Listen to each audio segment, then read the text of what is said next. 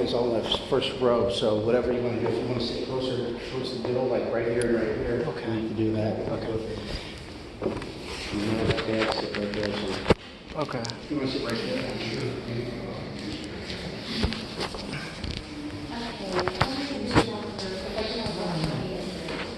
This is only going to For a second, let Sam sit here. How you feeling? Huh? How you feeling? I'm okay. I'm alright. Yeah, I think Sam's gonna record.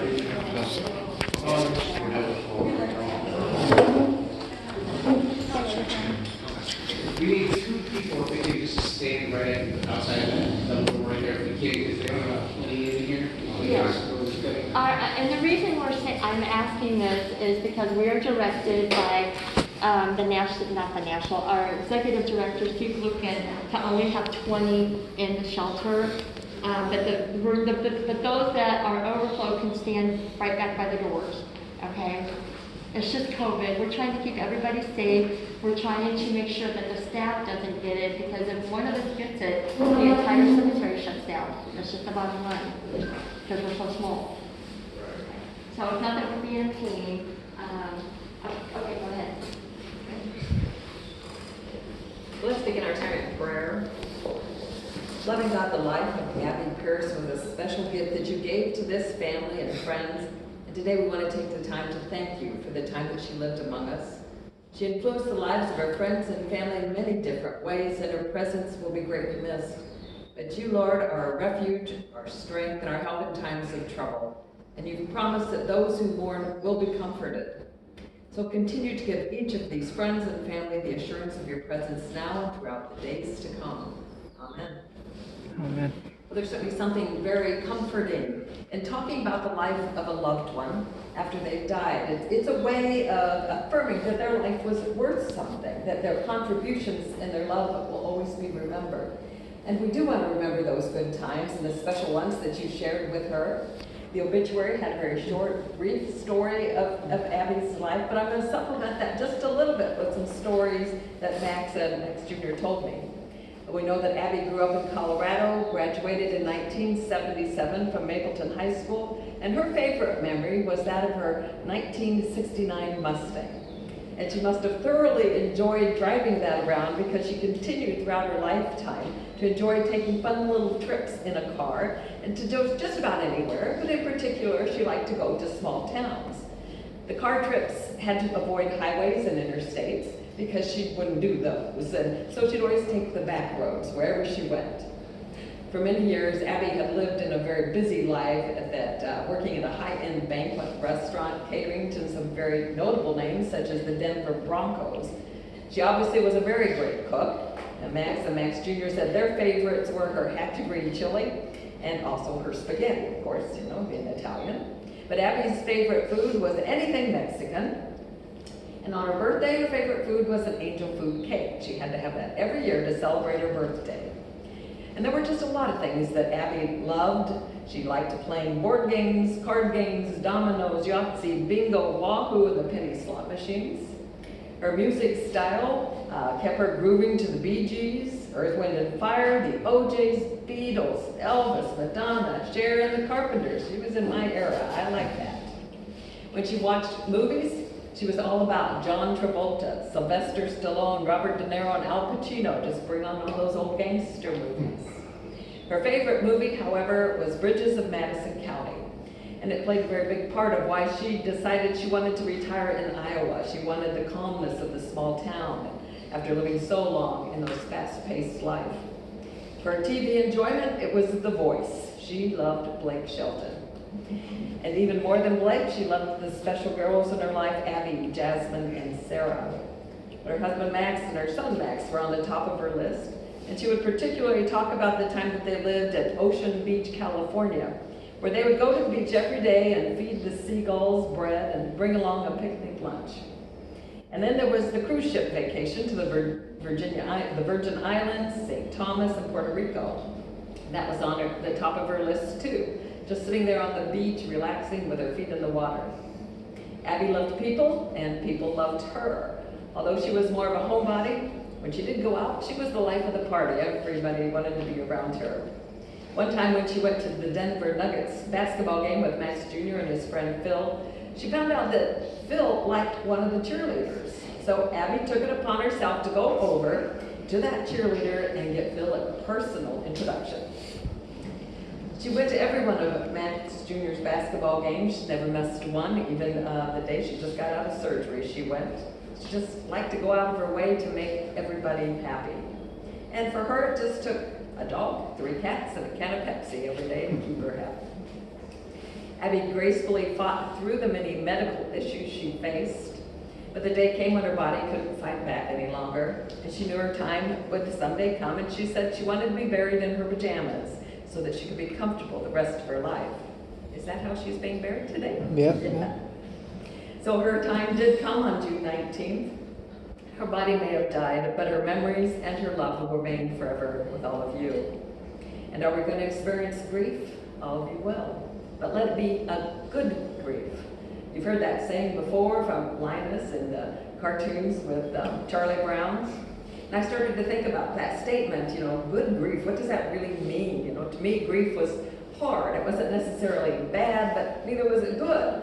So I did some thinking and a little research on what is good grief.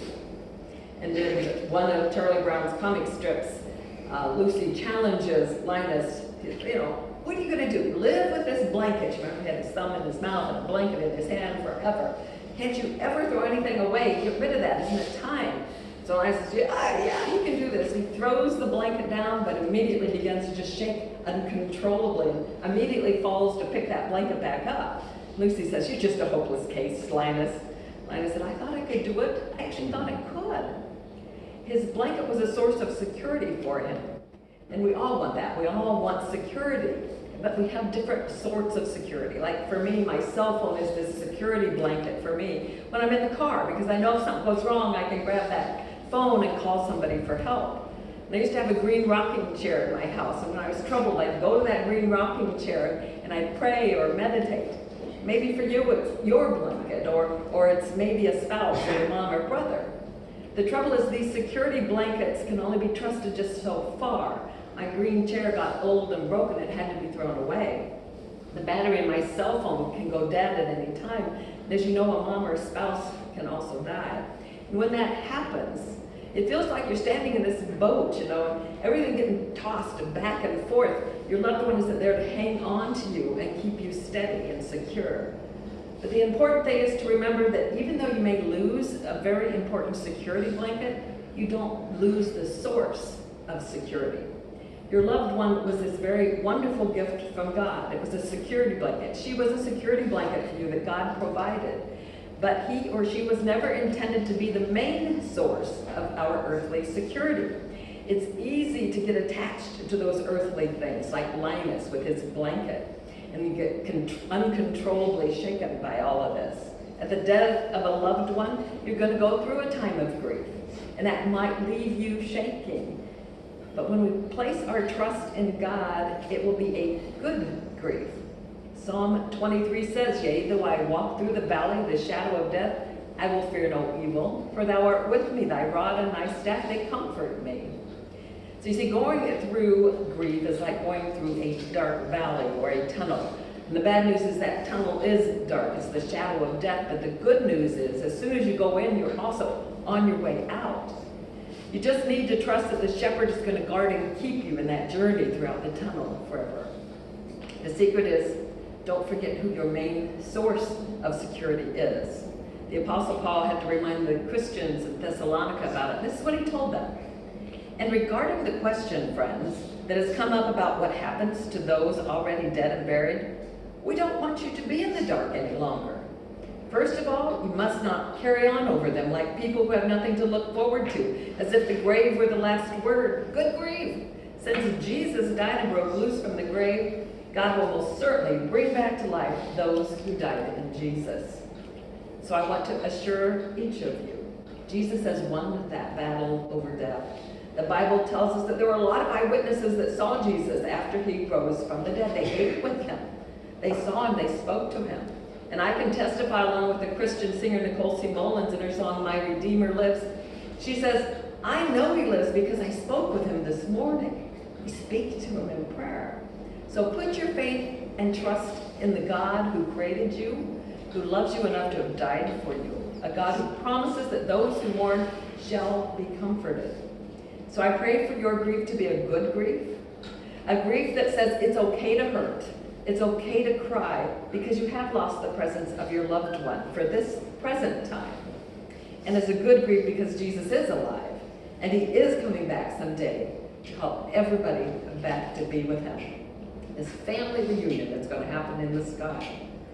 So as we place our confidence in that promise, we are now able to commit Abby's body to the ground and her soul to the Lord. Just as we were created from the dust of the ground, and given life through the breath of God, we now return this body to the ground, knowing that Jesus is the resurrection and the life. Let's pray. Eternal God, you have shared with us the life of Abby Pierce, and we give you thanks for all that Abby has given to this family that has made them what they are today, and for all of her which lives and grows in each of them yet today. We now offer Abby back into your arms of mercy, and for those who are left behind, please comfort them in their loneliness, strengthen them in their weaknesses, and give them courage to face the future unafraid. This body we commit to the ground, earth to earth, ashes to ashes, and dust to dust. Blessed are the dead who die in the Lord. Yes, says the Spirit, they will rest from their labors, for their deeds follow them. Amen. Amen.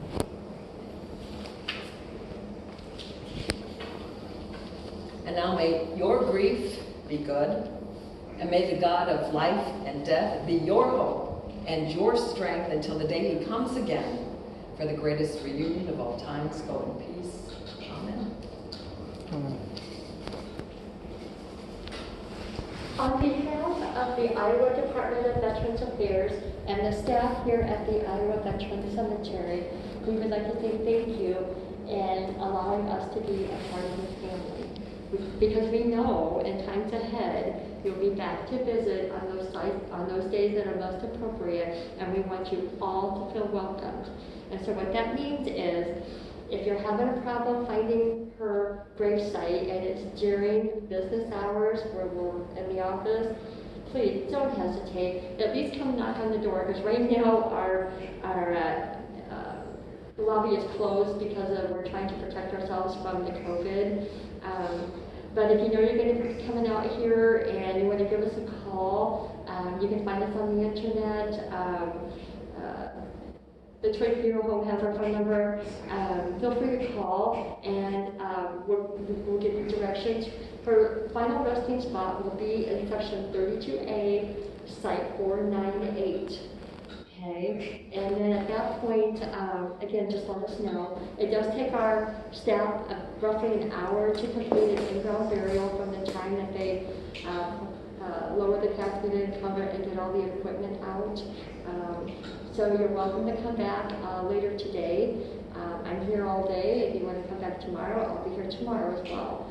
So at this time, I'll ask everyone to please depart the shelter and return to their cars so that we may begin the interment process. Thank you. So we just follow you or follow around or? Well, we don't go to the grave.